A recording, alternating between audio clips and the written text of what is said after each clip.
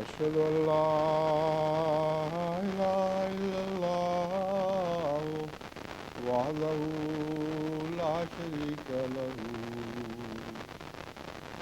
وأشهد أن محمدا عبده ورسوله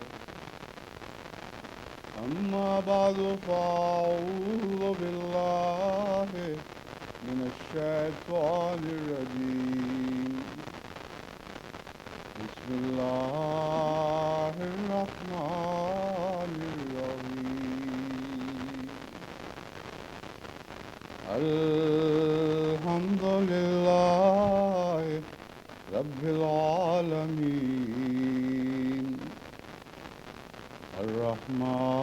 الرحمن الرحيم مالك يوم الدين إياك نعبد وإياك نستعين اهدنا الصراط المستقيم صراط الذين أنعمت عليهم غير المغضوب عليهم ولا الضالين هو الذي بعث في الأميين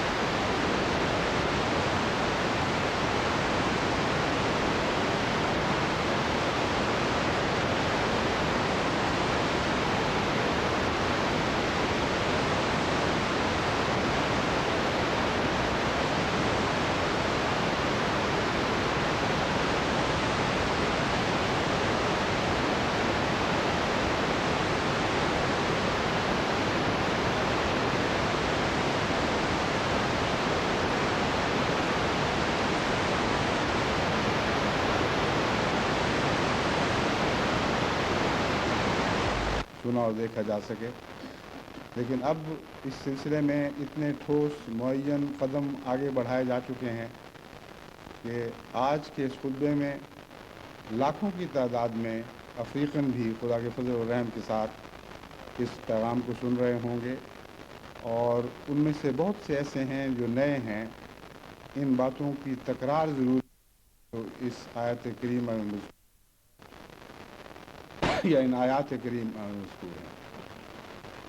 مختصر اس کا پس منظر یہ بتاتا ہوں کہ قرآن کریم میں اللہ تعالیٰ نے جہاں حضرت اقدس محمد مصطفیٰ صلی اللہ علیہ وآلہ وسلم کی صفات حسنہ بیان فرمائیں اور آپ کے کاموں سے متعلق معین طور پر ہمیں خبر دی کہ یہ 4 بنیادی کام ہیں جو آپ نے کرنے ہیں اور کر رہے ہیں، وہاں آخرین میں ظاہر ہونے والے ایک سلسلے کا بھی ذکر فرمایا جو حضرت اقدس محمد مصطفیٰ صلی اللہ علیہ وآلہ وسلم سے زمانے کی دوری کی وجہ سے براہ راست فیض یافتہ نہیں ہو سکتا، لیکن اللہ تعالیٰ کچھ ایسا انتظام فرمائے گا کہ اسی رسول کا فیض اس دور کے زمانے میں اس طرح اس شان کے ساتھ اور اس وضاحت کے ساتھ پہنچے گا کہ گویا وہ لوگ دور کے زمانے میں پیدا ہونے کے باوجود اولین سے عامل ہیں. یہ 2 باتیں ہیں بنیادی طور پر جو ان آیات میں بیان ہوئی ہیں. وہ 4 کام کیا ہیں؟ یتلو علیہم آیاتہ، یعنی حضرت اقدس محمد مصطفیٰ صلی اللہ علیہ وآلہ وسلم اللہ کی طرف سے جو آیات ان کو عطا ہوتی ہیں وہ ان لوگوں کو پڑھ کر سناتے ہیں جو اس سے پہلے جاہل اور بے خبر تھے. وَيُزَكِّيهِمْ، اور آپ میں عظیم قوت قدسیہ پائی جاتی ہے. آیات کی تلاوت کے ساتھ ہی آپ ان کو پاک کرنے لگتے ہیں. وَيُعَلِّمُهُمُ الْكِتَابَ، اور پھر کتاب کی تعلیم دیتے ہیں. آیات اور کتاب کی تعلیم میں فرق یہ ہے کہ آیات کتاب کے مضامین یعنی شریعت کے مضامین کے علاوہ بھی بہت سے روحانی مضامین پر مشتمل ہوتی ہیں، اور جب خصوصیت سے الکتاب کہا جائے تو یہاں وہ فرائض اور نواہی مراد ہوتے ہیں جو ہر شریعت میں بیان ہوتے ہیں. بس کسی ایک ہی بات کی تکرار نہیں بلکہ ایک نیا مضمون الکتاب کہہ کر شروع فرمایا.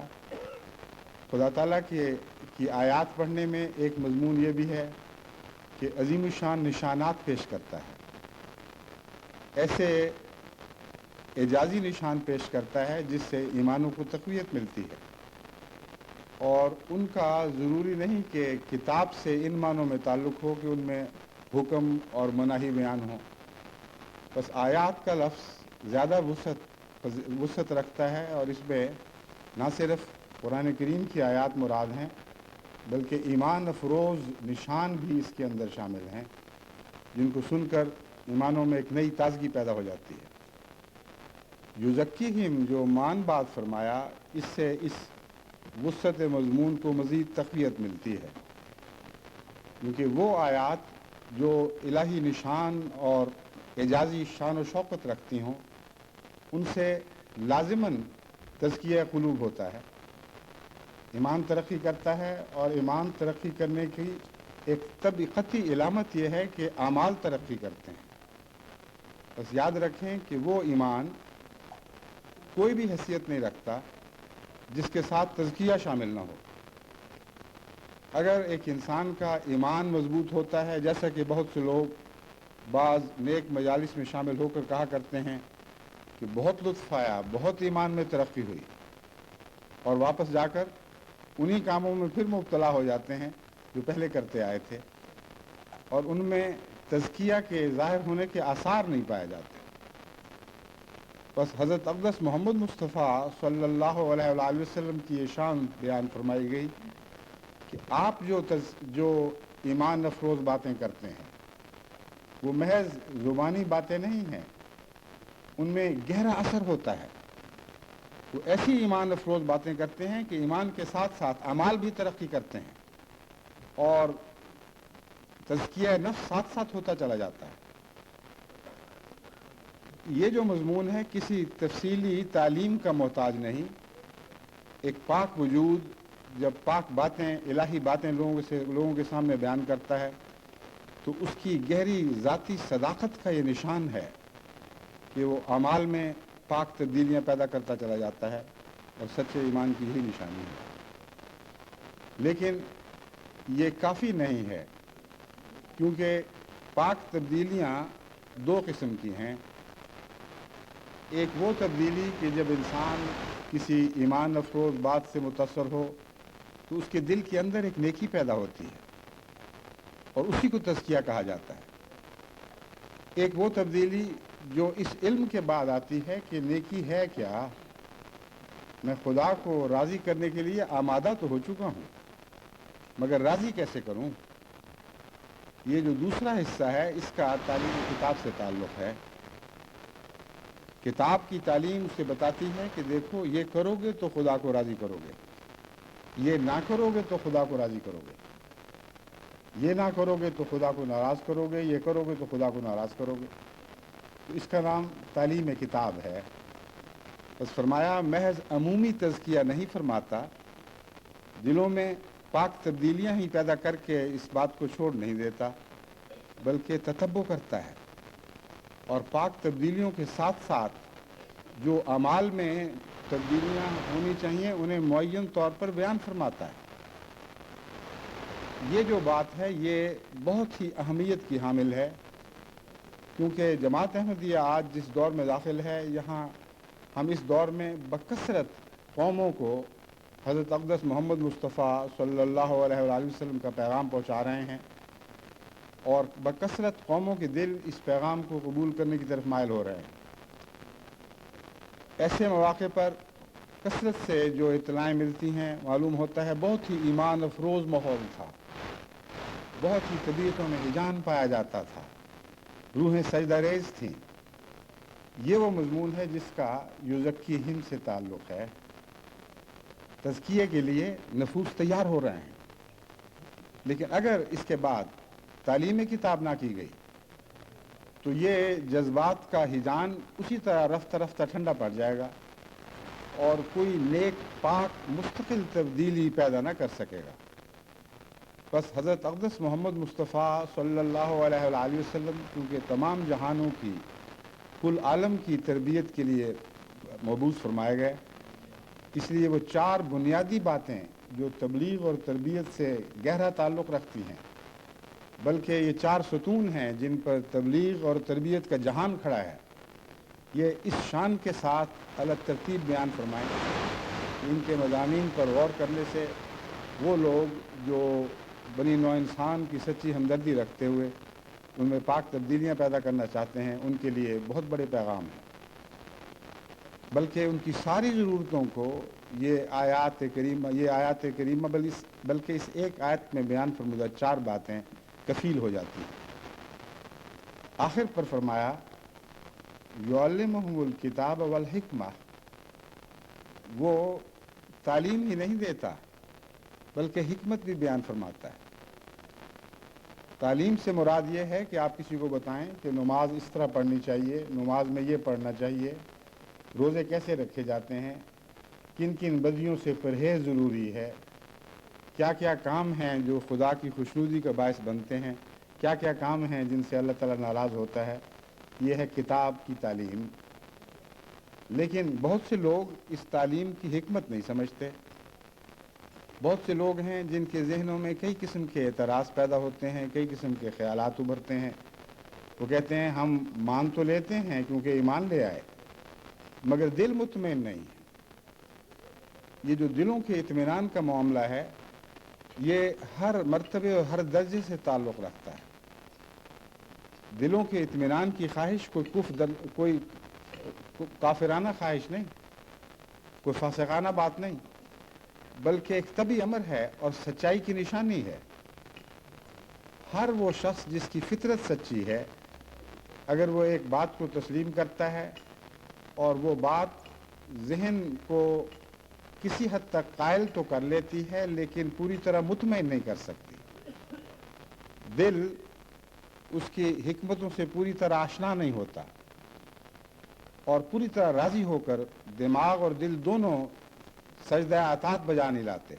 یہ جو کیفیت ہے یہ خطرناک ہے اگر یہ مستقل جاری رہے. لیکن مومن کے ایمان کے سفر میں ایسی منازل ہر روز آتی چلی جاتی ہیں اور ہر روز وہ ان منازل کو خدا کے فضل و رحم کے ساتھ کامیابی سے طے کرتا چلا جاتا ہے. اس کے دو طریق ہیں. اول یہ کہ انسان دعا کے ذریعے خود خدا تعالیٰ سے احکام کی حکمتیں طلب کرے. وہ لوگ جو جب بھی دل میں کوئی شبہ یا شبہ نہیں تو کم سے کم لا علمی کا سایہ پڑتا ہوا دیکھتے ہیں، ہلکا سا اندھیرے کا سا مقام آتا ہے، وہ سمجھتے ہیں کہ میں پوری طرح اس بات سے مطمئن نہیں ہو سکا.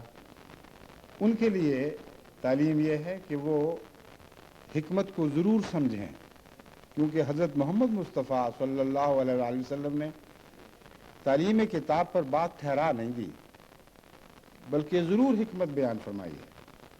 اگر حکمت ضروری نہ ہوتی تو حضرت اقدس محمد رسول اللہ صلی اللہ علیہ وآلہ وسلم کے بنیادی پیغامات اور اہم کاموں میں اس کو شامل نہ کیا جاتا.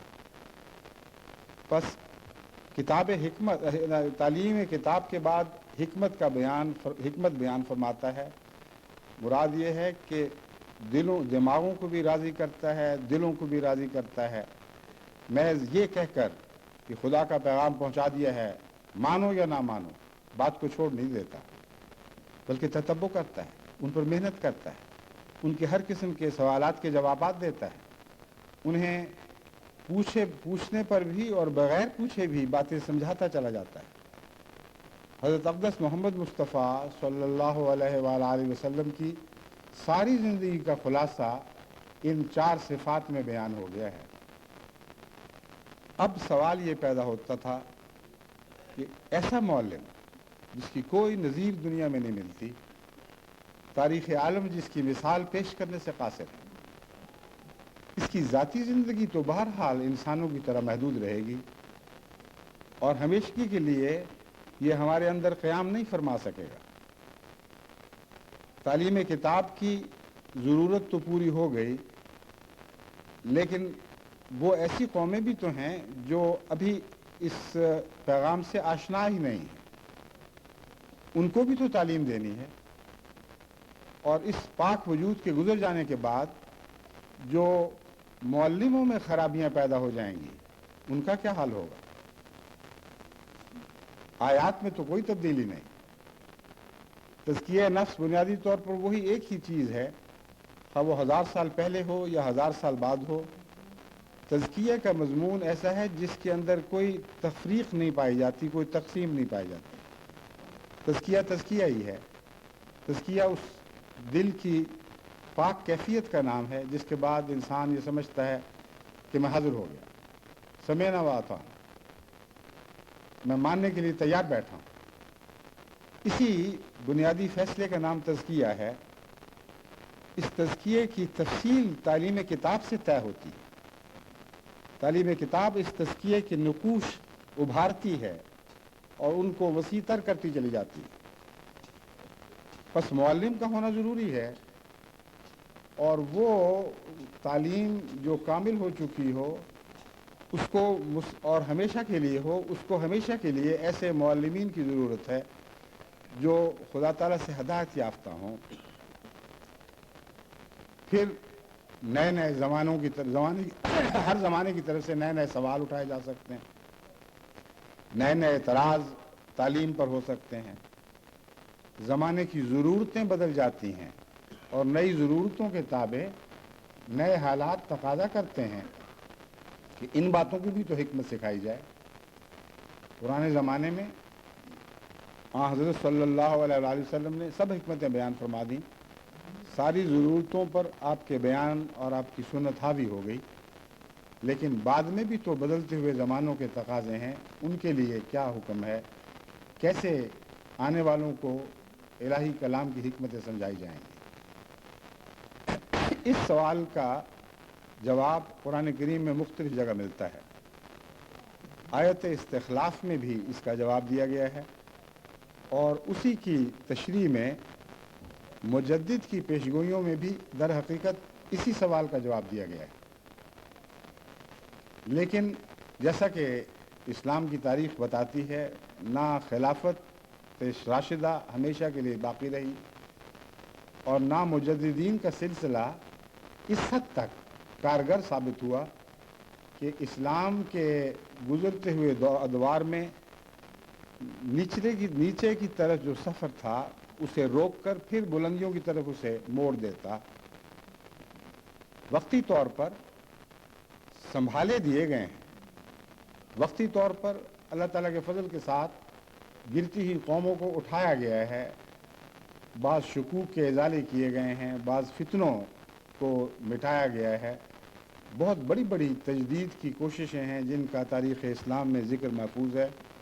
لیکن دو باتیں ایسی ہیں جن کی وجہ سے ایک تشنگی سی باقی رہ جاتی ہے۔ ایک یہ کہ مجددیت نے جو آخری تنزل کا رخ تھا اس کو موڑا نہیں، سنبھالے تو دیے، لیکن کسی ایک منزل پر بھی یہ نہیں ہوا کہ سارا عالم اسلام کامل طور پر حضرت اقدس محمد مصطفیٰ صلی اللہ علیہ وآلہ وسلم کی طرف لوٹ جاتا اور واپس اس زمانے میں پہنچ جاتا جو آپ کا زمانہ تھا۔ دوسرا یہ کہ مجددیت محدود قوموں اور محدود علاقوں میں کار فرما رہی ہے، کل عالم پر محیط کبھی نہ ہو سکے۔ آج تک تاریخ اسلام میں ایک بھی مجدد ایسا ظاہر نہیں ہوا جس نے خود یہ دعویٰ کیا ہو یا جس کے متعلق اس کے ماننے والوں نے یہ دعویٰ کیا ہو کہ دیکھو یہ مجدد کل عالم کے لیے تجدید کے لیے آیا۔ بس ایک ایک مجدد کی یا ان لوگوں کی تاریخ کا مطالعہ کر کے دیکھ لیجئے جن کو بعض فرقوں نے مجدد کہا اور بعض نے ان کا انکار کیا۔ بعض ایسے ہیں جو ہندوستان میں پیدا ہوئے، بعض عرب کے علاقوں میں پیدا ہوئے، بعض ایران میں پیدا ہوئے، بعض افریقہ میں پیدا ہوئے، بعض چین میں بھی پیدا ہوئے۔ غرضی کے مختلف ادوار میں مختلف مجدد کہلانے والے پیدا ہوتے رہے، لیکن کل عالم اسلام نے ان کو تسلیم نہیں کیا، بلکہ بھاری اکثریت کو تو ان کی خبر تک نہیں پہنچی۔ پھر وہ عالمی تجدید کیسے ہوگی جس کا گہرا تعلق حضرت اقدس محمد مصطفیٰ صلی اللہ علیہ وآلہ وسلم کے عالمی پیغام سے ہے؟ جب پیغام عالمی ہے اور ہمیشہ کے لیے ہے تو تجدید بھی تو عالمی حیثیت سے ہونی چاہیے۔ اور اگر سابقہ تجدید کی کوششیں مسلمانوں کے رخ کو اس طرح پلٹا نہیں سکی کہ وہ تیزی کے ساتھ حضرت اقدس محمد مصطفیٰ صلی اللہ علیہ وآلہ وسلم کے زمانے میں داخل ہو جائیں، جو حقیقت میں کامل امن کا زمانہ ہے، جو اسلام کی تمام خوبیوں پر محیط ہے اور کفر کی سب بدیوں سے محفوظ ہے، اس زمانے تک عالم اسلام کو پہنچانے کا کیا انتظام ہوگا؟ یہ وہ سوال ہے جس کا ان آیات کریمہ میں جواب دیا گیا ہے۔ وَآخَرِينَ مِنْهُمْ لَمَّا يَلْحَقُوا بِهِمْ۔ دیکھو محمد کا خدا صلی اللہ علیہ وآلہ وسلم ایسا خدا ہے جس نے دور کے زمانوں پر بھی نظر رکھی ہے۔ وہ آخرین میں ایک ایسی قوم کو واپس اس زمانے میں کھینچ لائے گا جو محمد مصطفیٰ کا زمانہ ہے، اور ان دور کے زمانے میں پیدا ہونے والوں کو ان پہلوں سے ملا دے گا، جس کا مطلب یہ ہے کہ حضرت اقدس محمد رسول اللہ صلی اللہ علیہ وآلہ وسلم کے جو 4 بنیادی کام بیان فرمائے گئے ہیں اور بنیادی صفات بیان فرمائی گئی ہیں، ان تمام کاموں اور صفات کا دورہ اس زمانے میں ہوگا، اور وہ تحریک عالمی ہوگی، ورنہ حضرت اقدس محمد رسول اللہ کے زمانے کے ساتھ اس کو کوئی نسبت نہیں ہو سکتی۔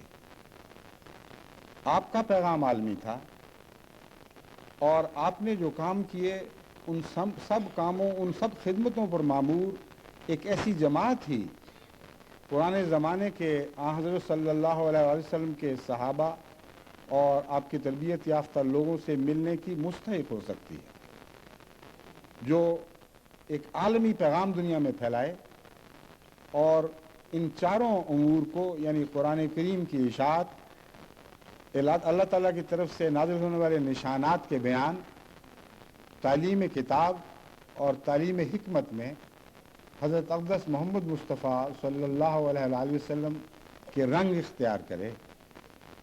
اگر یہ نہ ہو تو آخرین اولین سے مل نہیں سکتے۔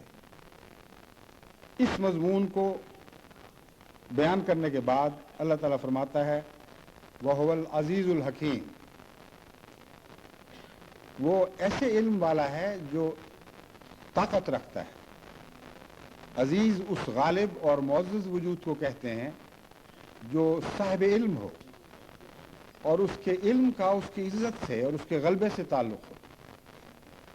پس خدا علیم بھی ہے، خدا غالب بھی ہے، خدا عزتوں والا بھی ہے، اور عزتوں والا جس کو چاہتا ہے عزت دیتا ہے، اور وہ حکیم ہے۔ وہ جانتا ہے کہ کس وقت کس زمانے کی ضرورت کیسے پوری کی جائے گی۔ اس کے بعد فرمایا ذالک فضل اللہ یؤتیہ من یشاء، یہ اللہ کا فضل ہے کہ آخرین میں ایک ایسی جماعت پیدا کی جائے گی جو اولین سے جا ملے گی، اور یہ فضل اللہ کے ہاتھ میں ہے، کسی منطقی نتیجے کے کسی منطق کا نتیجہ نہیں، کسی دلیل کے نتیجے میں کسی قوم کے استحقاق کی بات نہیں ہو رہی۔ دلیل کے نتیجے میں کسی قوم کے استحقاق کا بیان ہو کہ ہاں دیکھو یہ قوم اس قابل ہو گئی ہے کہ اسے یہ انعام ملے، اس کو فضل نہیں کہا جاتا۔ فضل کہتے ہیں مالک کی طرف سے عطا کو، ایسا مالک جو اپنے اموال پر ہر اس چیز پر جس پہ اس کو تصرف ہے اتنا کامل تصرف رکھتا ہے کہ کوئی قانون اس کی راہ میں حائل نہیں ہو سکتا، جس کو چاہے جب چاہے جو دے دے، کوئی سوال نہیں اٹھ سکتا کہ کیوں ایسا کیا گیا۔ تو فرمایا ذالک فضل اللہ یؤتیہ من یشاء، یہ ایسا فضل کی بات ہم کر رہے ہیں جسے اللہ جب چاہے گا جسے چاہے گا دے گا، کوئی اس کے فضل کے ہاتھ کو روک نہیں سکتا۔ واللہ ذو الفضل العظیم، اور اللہ تعالیٰ بہت ہی بڑے فضلوں والا ہے، جس کا مطلب ہے کہ جس فضل کی بات ہوئی ہے کہ آخرین میں ہو کر اولین سے جا ملوگے، یہ بہت عظیم الشان فضل ہے۔ اتنا عظیم الشان فضل ہے کہ خدا کے ذو الفضل العظیم ہونے کا مضمون اس سے ابھرتا ہے۔ بس سورہ جمعہ نے جو کچھ بیان فرمایا، جو خوشخبریاں دیں، جماعت احمدیہ اللہ تعالیٰ کے فضل سے ان خوشخبریوں کا مظہر ہے۔ آج جماعت احمدیہ کی صورت میں وہ آخرین پیدا ہو رہے ہیں جنہیں خدا تعالیٰ کی طرف سے بھیجے جانے والے اس مہدی مسعود نے اولین سے ملایا، اور یہ بات کہ ایک آنے والے نے اولین سے ان لوگوں کو ملایا، یہ میرے منہ کی بات نہیں بلکہ حضرت اقدس محمد مصطفیٰ صلی اللہ علیہ وآلہ وسلم کی اپنی پیشگوئی ہے، جو اسی آیت کریمہ کی تشریح سے تعلق رکھتی ہے۔ بخاری شریف میں یہ مضمون بیان ہوا ہے کہ جب حضرت اقدس محمد رسول اللہ صلی اللہ علیہ وآلہ وسلم نے ان آیات کی تلاوت فرمائی تو کچھ صحابہ آپ کے جھرمٹ میں بیٹھے ہوئے تھے، صحابہ کے جھرمٹ میں آپ بیٹھے ہوئے تھے، اور صحابہ میں سے کسی نے تعجب سے یہ سوال کیا کہ یا رسول اللہ وہ ہوں گے کون جن کا اس آیت کریمہ میں ذکر ہے؟ آخرین منہم، بہت ہی بڑی عظیم الشان قوم ہے جس کا ذکر ملتا ہے کہ آخرین میں ہو کر اولین سے جا ملیں گے۔ اس مضمون کی عظمت اس بات سے ظاہر ہوتی ہے کہ آن حضرت صلی اللہ علیہ وآلہ وسلم کے زمانے سے لے کر آخرین کے زمانے تک، جو بہت بعد کا زمانہ ہے، آخرین کہتے ہی ہیں ان لوگوں کو ہیں جو سب سے آخر پر پیدا ہوں، بہت لمبا عرصہ ایسا ہے جس میں بڑی کثرت کے ساتھ آپ کو بزرگ صحابہ کے بعد بھی اولیاء اللہ، بڑے بڑے خدمت کرنے والے، بڑے بڑے مجددین ملتے ہیں، بڑی بڑی مہمات چلائی گئی ہیں دین کی خدمت کے لیے، اور اثر نو اسلام کو محمد رسول اللہ صلی اللہ علیہ وسلم کی صفات حسنہ سے مزین کرنے کے لیے، لیکن ان میں سے کسی کے اوپر خدا کے انتخاب کی نظر نہ پڑی اور ان میں سے کسی سے متعلق یہ نہ فرمایا کہ وہ اولین سے عامل ہیں۔ اس لیے بہت دور میں پیدا ہونے والوں کو ذکر کرنا اور بیچ کی تمام صدیوں کو چھوڑ جانا، یہ اس بات کی علامت ہے کہ جن لوگوں کا ذکر ہو رہا ہے وہ خالص خدا کے فضل سے پیدا ہوں۔ کوئی انسانی کوشش یہ کام کر کے نہیں دکھا سکتی، خدا کے فضل سے پیدا ہوں گے، اور وہ اتنا بڑا فضل ہے کہ اس کے ذکر کے ساتھ ہی بے ساختہ روحیں یہ اقرار کریں گی، واللہ ذو الفضل العظیم، واللہ ذو الفضل العظیم۔ سبحان اللہ، کیسی شان کا خدا ہے، اتنے بڑے فضلوں کا مالک۔ یہ وہ مضمون ہے جس کا جماعت احمدیہ سے گہرا تعلق ہے، اور یہ مضمون کس طرح ہم پر صادق آتا ہے اس کا بیان اس حدیث میں ہے جو اس کا میں نے ذکر کیا تھا۔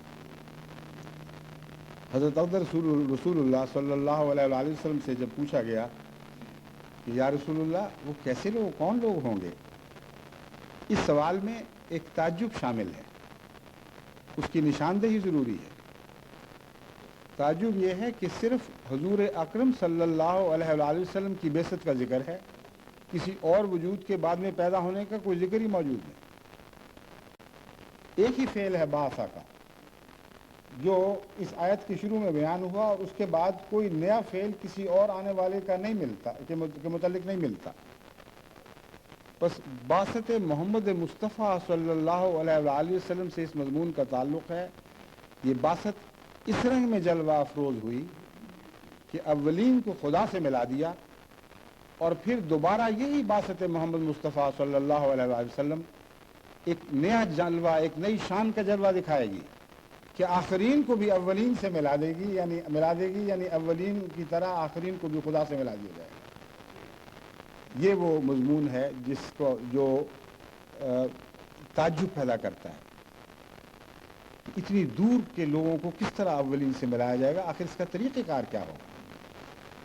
بس حضرت اقدس محمد مصطفیٰ صلی اللہ علیہ وسلم نے جب اس سوال کو سنا تو پہلے اعراض فرمایا، جواب نہ دیا۔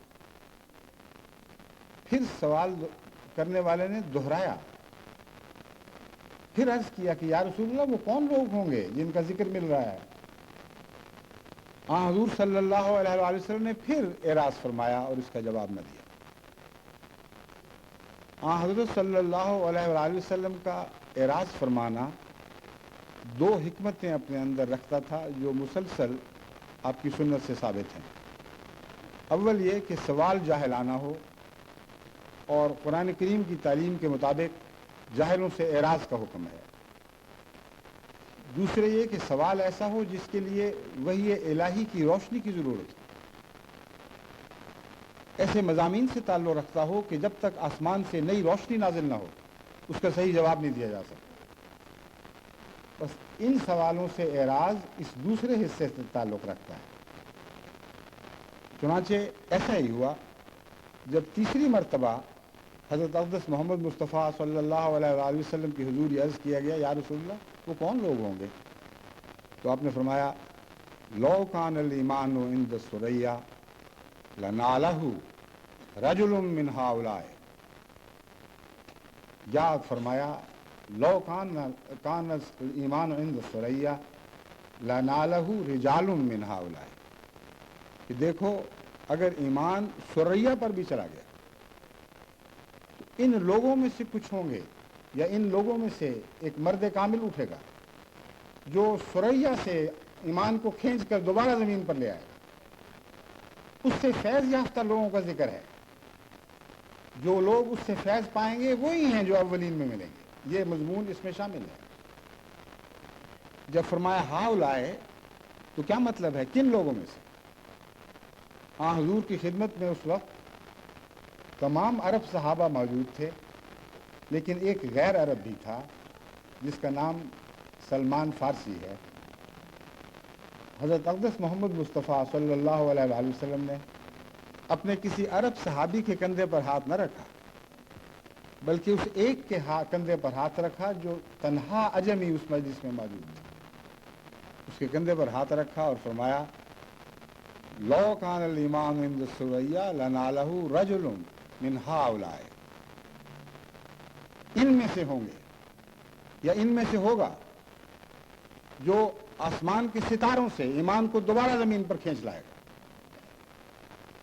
بس یہ پیشگوئی ایک بہت ہی عظیم الشان پیشگوئی ہے۔ اس زمانے کے احیاء نو سے اس کا تعلق ہے۔ حضرت اقدس مسیح موعود علیہ الصلوۃ والسلام کے اوپر وارد کیے جانے والے تمام اعتراضات کا جواب اس میں موجود ہے۔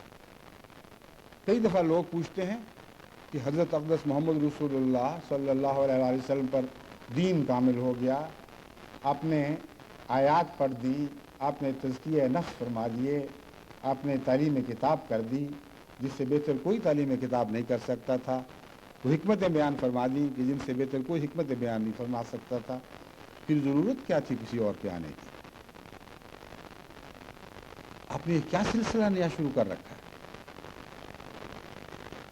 اتنی گستاخی، اتنے عظیم الشان نبی کے بعد، جس کا دین کامل، جس کی کتاب ہمیشہ کے لیے محفوظ کر دی گئی، جس کی سنت کا ذکر محفوظ ہو گیا، جس کی تعلیم کتاب اور حکمت کی باتیں آج تک مسلمانوں میں روایتاً بھی جاری ہیں اور تحریراً بھی، اس کے بعد ضرورت کیا تھی کہ کسی اور کو بھیجا جائے؟ مگر سوال یہ تھا کہ آخرین کو اولین سے کیسے ملایا جائے؟ آخرین کو اولین سے ملانے کے لیے کچھ برگزیدہ لوگوں کی ضرورت ہے، کچھ خدا سے تائید یافتہ لوگوں کی ضرورت ہے۔ اور ساتھ ہی فرمایا گیا کہ دراصل حضور اکرم صلی اللہ علیہ وسلم کی حدیث کی طرف اشارہ کر رہا ہوں کہ آپ نے ساتھ ہی یہ فرما دیا کہ وجہ میں بتاتا ہوں کہ کیوں کوئی آئے گا۔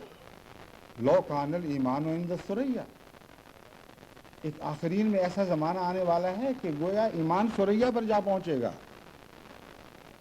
زمین پر دکھائی نہیں دے گا، آسمان پر جا بسے گا جہاں سے اترا تھا، یعنی واپس اپنے اصل کی طرف لوٹ جائے گا۔ سوال یہ ہے کہ کتاب اور سنت اور تعلیم اور حکمت کی باتوں کے باوجود ایمان کیسے اٹھ گیا؟ اگر ایمان ہی اٹھ گیا تو باقی کیا رہا؟ اگر ایمان ہی نہیں ہے تو تزکیہ قلب اور تعلیم اور حکمت کی باتوں کا ذکر ہی کیا ملتا ہے؟ ان کا کوئی دور کا بھی تعلق باقی نہیں رہتا۔ ایمان اٹھ جانا ایک ایسی بنیادی کمزوری ہے جس کے نتیجے میں یہ تمام کتاب اور آیات اور تزکیہ کے مضامین سارے اپنی کارفرما قوتوں سے عاری ہو جاتے ہیں۔ یعنی کتاب کامل ہے لیکن اس کے اندر اس کو جاری کرنے کے لیے ایک کارفرما قوت کی ضرورت ہے۔ تزکیہ نفس ضرور ہوتا ہے لیکن ایک کارفرما قوت کی ضرورت ہے، اور یہی مضمون آگے چلتا ہے۔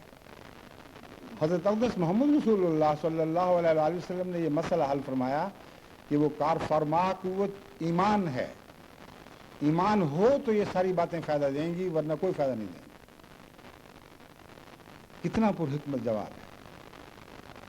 اس وقت بھی اس کتاب نے انہی کو فائدہ دیا جو ایمان لائے تھے یا جن کا ایمان سچا تھا۔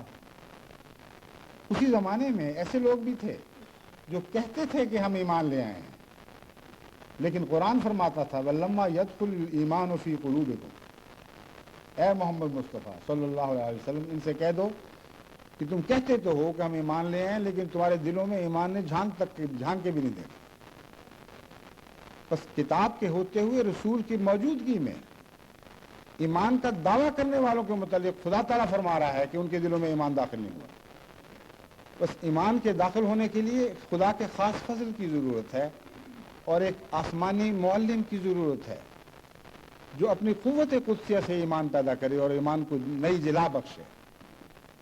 اسی مضمون کو حضرت صلی اللہ علیہ وسلم نے وضاحت سے بیان کرتے ہوئے فرمایا لو کان الایمان عند الثریا لنالہ رجل اور رجال من ہؤلاء، ایمان ثریا پر بھی اٹھ گیا تو سلمان فارسی یعنی اجمی لوگوں میں سے ایک یا ایسے چند وجود ہوں گے جو خدا سے تائید یافتہ اور نور یافتہ ہوں، اور ان کو اللہ تعالیٰ یہ توفیق عطا فرمائے گا کہ وہ آسمان سے دوبارہ زمین پر ایمان کو دوبارہ آسمان سے زمین پر اتارنا ہے۔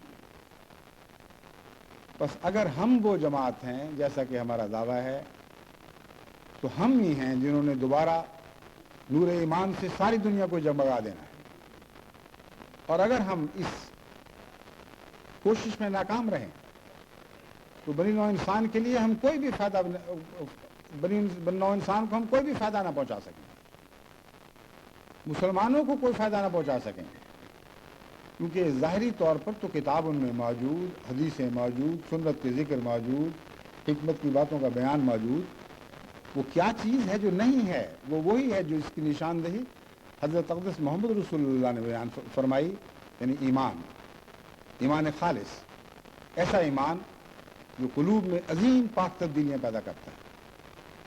بس اب جب آپ امت کے حالات پر نظر کرتے ہیں تو صاف معلوم ہوتا ہے کہ لازماً ایمان ہی کی کمی ہے، جو امت محمدیہ کہلانے کے باوجود سب لوگوں کے دل ایک دوسرے سے پھٹے ہوئے ہیں، تمام مسلمان قومیں ایک دوسرے پر یلغار کر رہی ہیں، تمام مسلمان فرقے ایک دوسرے سے نبرد آزما ہیں، عالم اسلام پر جو کچھ گزر جائے ان کو کوئی پرواہ نہیں، اپنے اپنے مقاصد کی خاطر زندہ ہیں یا اپنے اپنے مقاصد کی خاطر مر رہے ہیں۔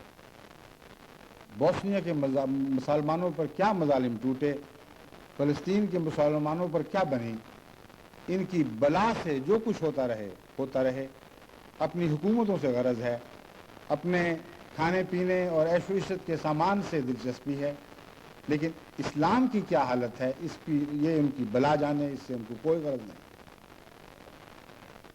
یہ کیوں ہے جبکہ کتاب وہی ہے؟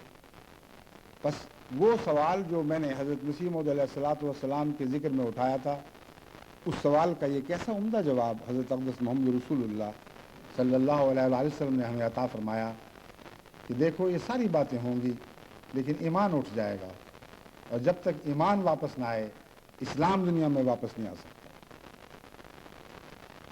اسی مضمون کو ایک اور جگہ نسبتاً زیادہ تفصیل کے ساتھ بیان کرتے ہوئے آپ نے فرمایا، سیاتی علی الناس زمان لا يبقى من الاسلام الا اسمه ولا يبقى من القرآن الا رسمه مساجدهم عامرة وهي خراب من الهدى علماؤهم شر من تحت هذه السماء۔ ایک ایسا بدنصیب زمانہ آنے والا ہے کہ جب اسلام ہوگا لیکن ہوگا نام کا اسلام، اعمال میں جاری نہیں ہوگا، دلوں میں پاک تبدیلیاں پیدا کرنے والا نہیں ہوگا، اور قرآن ہوگا لیکن قرآن تحریر کے لیے ہوگا۔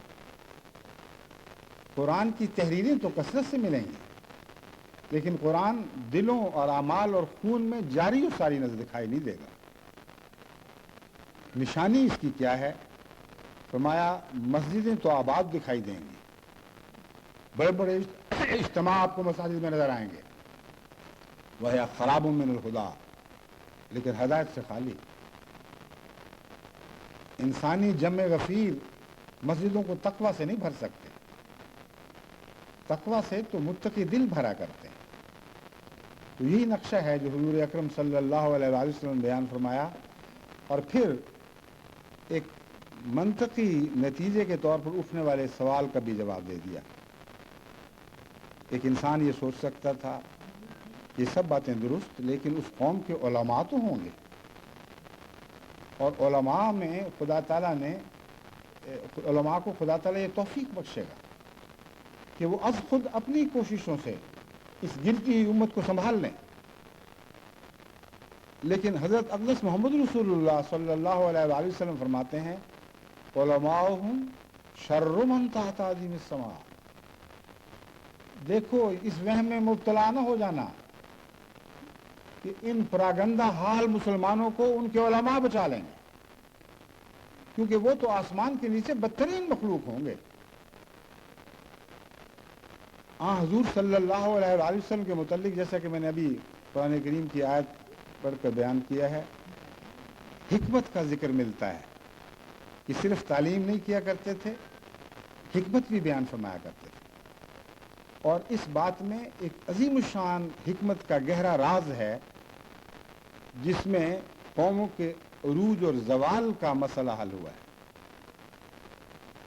مذہبی قومیں محض کتاب سے زندہ نہیں رہا کرتی، مذہبی قوموں کو سنبھالنے کے لیے متقی علماء کی ضرورت ہے، پاک نمونہ دکھانے والوں کی ضرورت ہے، ربانی اولیاء کی ضرورت ہے جو قوم کے ایمان کو زندہ رکھتے ہیں۔ اگر علماء کا دل ایمان سے عاری ہو جائے، اگر وہ مطلب پرست ہو جائیں، اگر وہ خود غرض ہو جائیں، اگر ان کو اپنی غرضوں سے میں دلچسپی ہو، دین کی حالت میں دلچسپی نہ ہو، تو ایسی علماء کی بدنصیبی ہی سے قومیں تنزل اختیار کیا کرتی ہیں۔ بس تنزل کا جو نقشہ حضور اکرم صلی اللہ علیہ وسلم نے کھینچا ہے وہ اچانک کسی ایک سال میں پیدا ہونے والا تنزل تو نہیں ہے، یعنی اسلام نام کو رہ جائے گا، قرآن صرف لکھنے کے لیے، مسجد آباد مگر ہدایت سے خالی۔ کیا یہ آفت ایک ہی دن میں آ پڑی؟ ہرگز نہیں، یہ تو صدیوں کے جرائم کے ارتکاب کے نتیجے میں پیدا ہونے والا مضمون ہے، صدیوں کے ظلم ہے جو اس اندھیری رات پہ منتج ہوا ہے، اور رفتہ رفتہ بدیاں اور فسق نے جو اجتماعی شکل اور بھیانک اجتماعی شکل اختیار کی ہے، اس کا نقشہ ہے جو حضرت اقدس محمد رسول اللہ صلی اللہ علیہ وسلم کھینچ رہے ہیں۔ تو علماء کے ہوتے ہوئے سب کچھ ہو گیا، جن کے سپرد دین کی باغ ڈور کی گئی تھی وہ دیکھتے رہے اور ان کی آنکھوں کے سامنے یہ سب ہو گیا، اور ایک سال میں نہیں ہوا، 10 سال میں نہیں ہوا، 100 سال میں بھی نہیں، سینکڑوں سال تک مسلسل یہ علماء ایک نسل کے بعد دوسری نسل میں پیدا ہوتے رہے، اور اس تنزل کی حالت، تنزل کے راہ میں روک نہیں بن سکے، بلکہ ان کی بدعمالیاں اور ان کی خود غرضیاں اس تنزل کو تیزی سے آگے بڑھانے کا موجب بنی۔ یہ ساری کہانی حضور اکرم صلی اللہ علیہ وسلم نے، یعنی یہ ساری دردناک کہانی اس ایک جملے میں بیان فرما دی، وہ علماؤہم شر من تحت عدم السماء۔ بڑی بدنصیب قوم ہوا کرتی ہے جس کی لیڈرشپ خراب ہو، اور جس کی لیڈرشپ ایسی خراب ہو کہ اسلام جیسے دین کو گرتے گرتے یہاں تک پہنچا دے کہ خدا کا رسول یہ گواہی دے کہ زمین سے ایمان اٹھ کر سریا پر جا پہنچے۔ اتنی بڑی آفت، ایسی بڑی قیامت جو ایک عالمگیر پر ٹوٹی ہو، جو اس کا ذمہ دار ہے اس کو شر من تحت عظیم السماء کے سوا کسی اور لقب سے یاد نہیں کیا جا سکتا۔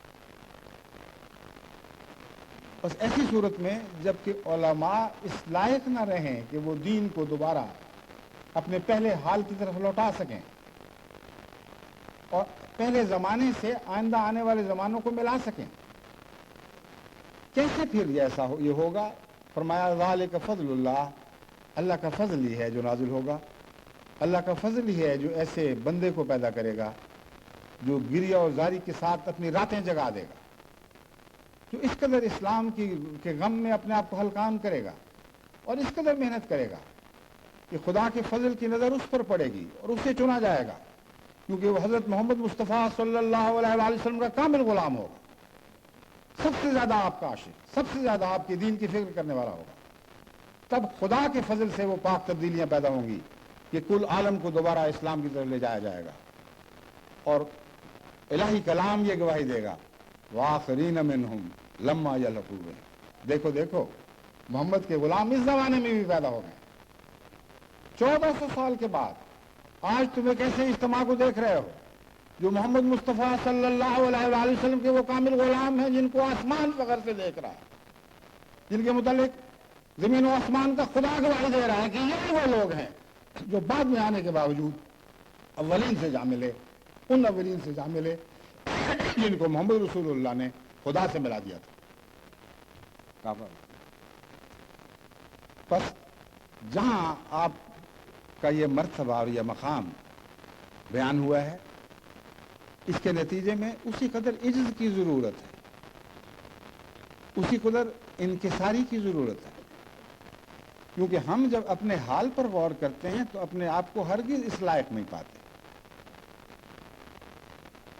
دنیا میں انسان بعض دوسرے لوگوں کو عزت کی نظر سے دیکھتا ہے. عزت کی مختلف وجوہات ہیں. نیک جماعتوں میں نیکی کو عزت کا ذریعہ قرار دیا جاتا ہے، جیسا کہ قرآن کریم نے فرمایا ہے ان اکرمکم عند اللہ اتقاکم، تم میں سب سے زیادہ معزز وہی ہے جو سب سے زیادہ متقی ہے.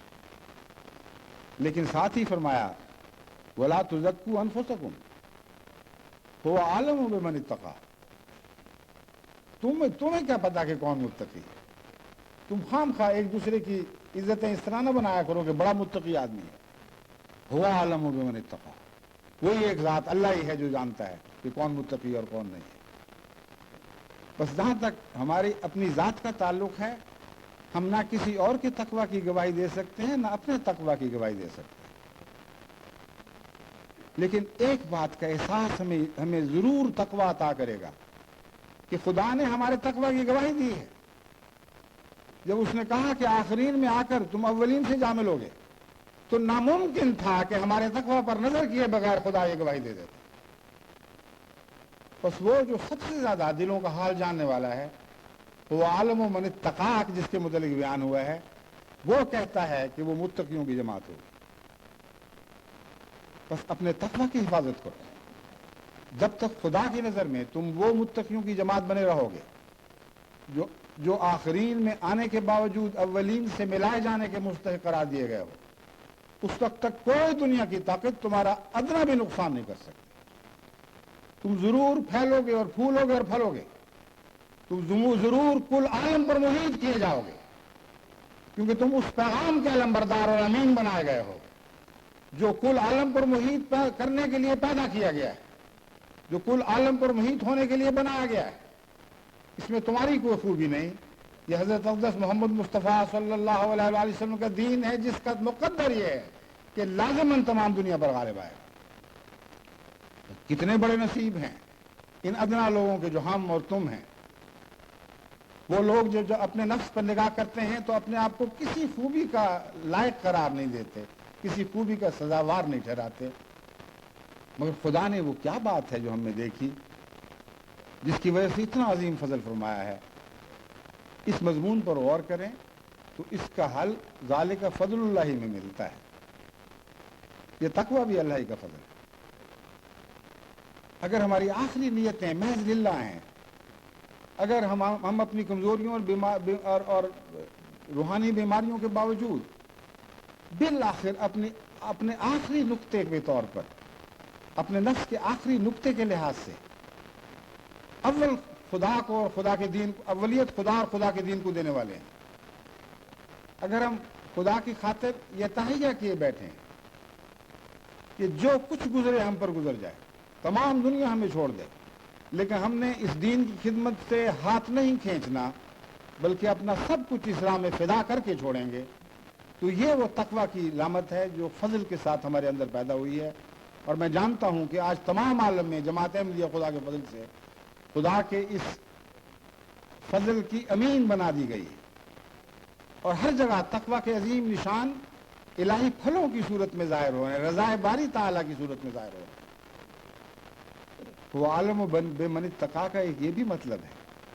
یہ مطلب نہیں کہ وہ اپنی ذات میں علم رکھتا ہے اور چھپائے رکھے گا سب سے، بلکہ تقویٰ کی نشانیاں خدا کے فضل سے مومنوں کے چہروں پر، ان کے اعمال میں ظاہر ہونے لگتی ہے. سیماہم فی وجوہہم من اثر السجود.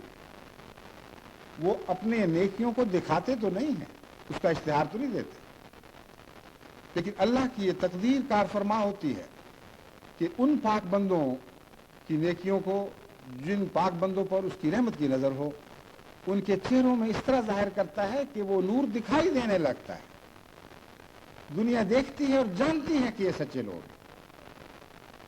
بس یہی وہ تقویٰ ہے جو فضل کی صورت میں ہم پر نازل ہوا.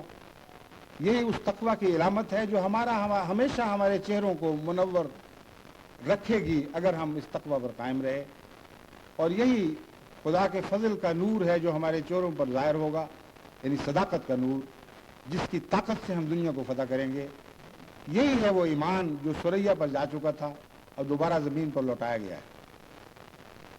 اسے کس طرح واپس کرنا ہے، کیا کام کرنے ہیں، پروگرام تو وہی ہے جو قرآن کریم پیش فرما چکا، اس میں ایک ادنا بھی اضافہ نہیں ہو سکتا، ایک ذرہ بھی اضافہ نہیں ہو سکتا، ایک ذرہ بھی اس میں کمی نہیں کی جا سکتی۔ 4 بنیادی باتیں ہیں ہمارے پروگرام کی۔ پہلی بات یہ ہے کہ ہم قرآن کریم سے چمٹ جائیں، وہ آیات جن کی تلاوت ہمارے سامنے کی گئی ہے ان کو اپنی زندگی کا شعار بنا لیں، اپنا پیغام، اپنا اوڑھنا بچھونا، اپنی زندگی کا ہر محرک کلام الہی کو بنا لیں، اپنی زندگی کی ہر تحریک کو روکنے والا بھی کلام الہی کو بنا لیں، ہمارے اٹھنے والے قدم بھی قرآن کے تابع اٹھیں، ہمارے رکنے والے قدم بھی قرآن کے تابع رکیں۔ یہ پہلا پیغام ہے جو آخرین کی جماعت کو خدا کی طرف سے اثر نو دیا گیا ہے۔ اور دوسرا پیغام یہ ہے کہ تزکیہ کریں۔ اگر محمد رسول اللہ کی غلامی کا دعویٰ ہے اور اسی سنت کو دوبارہ جاری کرنا چاہتے ہیں تو ایسے بنیں کہ آپ کے ارد گرد پاک لوگ پیدا ہوں، بدیاں نہ پھیل رہی ہیں۔ ہر شخص اپنے ماحول سے پہچانا جاتا ہے۔ ایک دہی کا قطرہ دودھ کے ارد گرد ایسی تبدیلیاں پیدا کرتا ہے کہ وہ دودھ جو سیال حالت میں ہے وہ جم کر دہی کی شکل اختیار کر جاتا ہے۔ بس ماحول سے انسان پہچانا جاتا ہے، اس ماحول سے بھی جس ماحول کو وہ اپنے لیے چنتا ہے، اور اس ماحول سے بھی جو اپنے گرد گرد خود بخود پیدا کرتا ہے۔ بس مومن کی صفات فعال صفات ہیں، یزکیہم میں انہی فعال صفات کا ذکر ہے۔ یہ مراد نہیں کہ وہ صحبت صالحین اختیار کرتا ہے، مراد یہ ہے ارد گرد کو وہ تقوی سے بھر دیتا ہے، ان کا تزکیہ کرتا چلا جاتا ہے۔ بس یہ دوسرا پیغام ہے جو جماعت احمدیہ کے لیے ہے، اور یہی اس کے تقوی کی نشانی ہے اور ہمیشہ رہے گی۔ قرآن سے چمٹے رہیں اور تزکیہ نفس کی اہلیت پیدا کریں۔ آپ کا تزکیہ ہمیں کیا معلوم کہ ہوا کہ نہیں؟ اگر آپ کے ماحول کا تزکیہ ہوا تو ہم دیکھ سکیں گے اور جان لیں گے اور دنیا پہچان لے گی کہ محمد رسول اللہ کے غلام ہیں، کیونکہ یہ شان محمد یہی ہے کہ اپنے ارد گرد وہ تزکیہ فرماتی ہے۔ پھر تعلیم کتاب دیں، کثرت کے ساتھ دنیا کو قرآن کریم کی تعلیمات سے آگاہ کریں، جس طرح کہ ہم دنیا میں مختلف زبانوں میں قرآن کریم شائع کر چکے ہیں اور کر رہے ہیں۔ صرف یہی نہیں بلکہ قرآن کریم کو پڑھیں، ان کی تعلیمات سے واقف ہوں، اور پھر زبانی حضور صلی اللہ علیہ وآلہ وسلم کے غلام ہوتے ہوئے اس نمائندگی میں دنیا کو قرآن کی تعلیم دیں، اور پھر حکمتوں کو خود بھی سمجھیں اور دنیا کو بھی سمجھائیں۔ یہ حکمت کا مضمون ایسا ہے جس کے متعلق ایک بات سمجھا کر پھر میں آج کے اس خطبے کو ختم کرتا ہوں، کیونکہ وقت ختم ہو رہا ہے۔ حکمت کے متعلق یہ خیال کیا جاتا ہے کہ یہ اتفاقاً ہر انسان کو پیدائشی مل جاتی ہے، کوئی بیوقوف پیدا ہو گیا، کوئی صاحب حکمت پیدا ہو گیا۔ پھر بعض دفعہ یہ خیال کیا جاتا ہے کہ اعلیٰ تعلیم سے حکمت عطا ہوتی ہے، لیکن میں نے بہت گہرائی سے اور تفصیل سے اس مضمون کا جائزہ لیا ہے۔ حکمت تقویٰ سے پیدا ہوتی ہے، باقی سب حکمتیں جھوٹی۔ انتہائی سادہ اور بظاہر بے وقوف اور غیر تعلیم یافتہ آدمی دکھائی دیتا ہوگا، اگر وہ متقی ہے تو ہمیشہ حکمت کی بات کرے، اگر غیر متقی ہے تو خواہ کتنا ہی چالاک ہو، کتنا ہی زبردست عالم کیوں نہ ہو، اس کے منہ سے سچی بات نہیں نکلے گی، گہری حکمت کی بات اس کے منہ سے نہیں نکلے گی۔ ادنا سرسری چالاکیاں ہوں گی جو اس کو بھی فائدہ نہیں دے سکتی اور بنی نوع انسان کو بھی فائدہ نہیں دے سکتی۔ بس ہم سب حکمت کے حصول کی اہلیت رکھتے ہیں، اور پہلی 3 نشانیاں آیات کی اگر ہماری ذات میں پوری ہو جائیں تو حکمت اس سے نتیجے میں پیدا ہونے والا تبھی ایک نور کا شعلہ ہے جو اٹھے گا اور آپ کے دل و دماغ کو روشن کر دے گا۔ یہ وہ مضمون ہے جو میں سمجھا کر اب آپ سے اجازت چاہتا ہوں۔ انشاءاللہ تعالیٰ جلسہ سالانہ پر اور بھی بہت سی آپ کی تعلیم و تربیت کی باتیں ہوں گی۔ اس خطبے کو ختم کرنے سے پہلے یہ عرض کروں گا کہ یہ ایک الہی اجتماع ہے، دین کی محبت میں اللہ اور اسلام کی باتیں کرنے کے لیے، اللہ اور رسول کے تذکروں کی خاطر یہ اجتماع ہوا ہے۔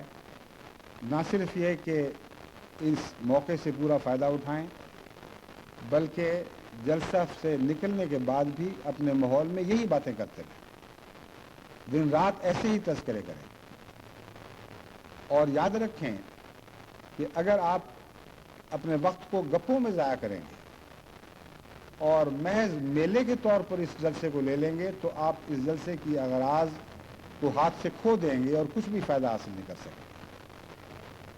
بس یاد رکھیں کہ صرف میری تقریروں میں ہی حاضر نہیں ہونا، بلکہ تمام علماء نے بڑی محنت سے آپ کی خاطر، آپ کے تزکیہ نفس کی خاطر، آپ کو تعلیم اور کتاب اور حکمت دینے کی خاطر جو مضامین تیار کیے ہیں، حاضر رہیں اور غور سے ان کو سنیں۔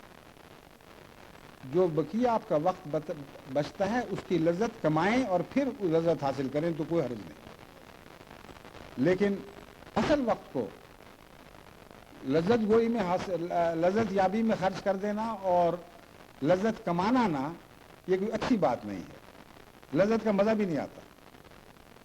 وہ مزدور جو محنت کرتا ہے سارا دن پھر روٹی کھاتا ہے اس کو بہت مزہ آتا ہے، چاہے وہ پیاس سے ہی کھا رہا ہو، اور جو سارا دن گپے مارتا ہے اس کی گپیں ہی بوریت ہو جاتی ہے، مصیبت پڑی ہوتی ہے اور ڈھونڈتا ہے اور کوئی بات میں دل کو بہلانے والی کروں، دماغ میں ہی نہیں آتی، اور بعض دفعہ ایسی مجلسیں تو میں اور بکواس میں وہ ختم ہو کے ایک دوسرے سے دوستوں کو اور بھی دور کر جاتی ہیں۔ مگر جسے سارا دن کا تھکا ہوا ہو، سارا دن اس نے محنت کی ہو، کچھ مشغلہ تھوڑا سا دوستوں میں بیٹھنے کا میسر آ جائے تو بے اختیار کہتا ہے کہ غنیمت ہے کہ ہم صورت یہاں دو چار بیٹھے ہیں۔ بھلا گردش فلک کی چین دیتی ہے کسے انشاء، غنیمت ہے کہ ہم صورت یہاں دو چار بیٹھے ہیں۔ تو پہلے اتنی محنت کریں، اتنا روحانی کمائی کریں کہ آپ سمجھیں کہ اب میرا حق ہو گیا کہ تھوڑی سی چھٹی کر لوں، جلسے سے باہر جائیں اور کچھ دوستوں سے ملاقاتیں بھی کریں، وہ بھی مقاصد جلسے کے مقاصد میں شامل ہے۔ کچھ تعلقات بڑھائیں، کچھ ایک دوسرے کے ساتھ محبت اور پیار کے اظہار کریں، واقفیتیں حاصل کریں، یہ سارا جلسے کے مقاصد میں شامل ہے، مگر ثانوی مقاصد میں، اولین میں نہیں۔ اولین کو قربان کر کے ثانوی مقاصد حاصل نہیں کیے جا سکتے۔ بس اللہ تعالیٰ مجھے اور آپ کو توفیق عطا فرمائے کہ ان بابرکت ایام سے زیادہ استفادہ کر سکیں، اور حاضرین جلسہ جو بہت دور دور سے بڑی محنت سے یہاں تشریف لائے ہیں ان کو اللہ تعالیٰ توفیق دے کہ وہ زیادہ سے زیادہ اس جلسہ گاہ کی رونق بنے رہیں۔ اس کے بعد پھر جتنے خالی وقت ہیں ان کو ذکر الہی میں بھی صرف کریں اور ذکر الہی کتابیں مومنانہ محبت بڑھانے میں بھی صرف کریں۔ اللہ تعالیٰ ہمیں اس کی توفیق عطا فرمائے۔ جلسے کے اس نماز خطبے کے بعد یا نماز جمعہ کے بعد، نماز جمعہ کے بعد لوگ ٹیلی ویژن بند نہ کریں، کیونکہ بعض ضروری اعلانات جو عالمی حیثیت کے اعلانات ہیں وہ آپ کے سامنے ٹیلی ویژن کے ذریعے پیش کیے جائیں گے۔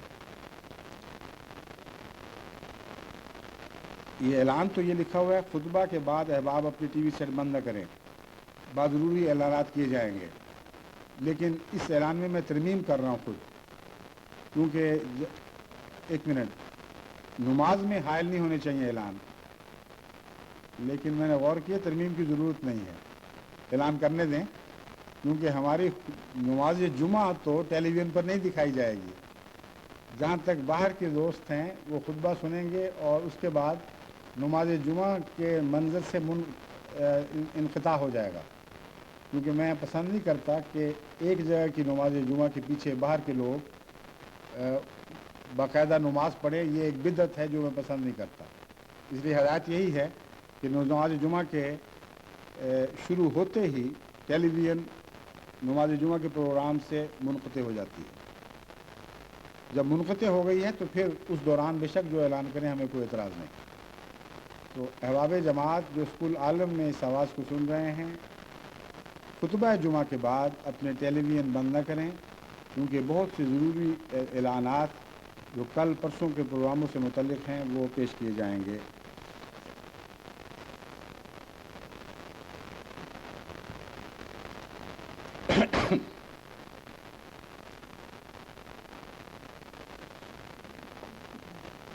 الحمد للہ نحمده ونستعینه ونستغفره نؤمن به ونتوكل عليه ونعوذ بالله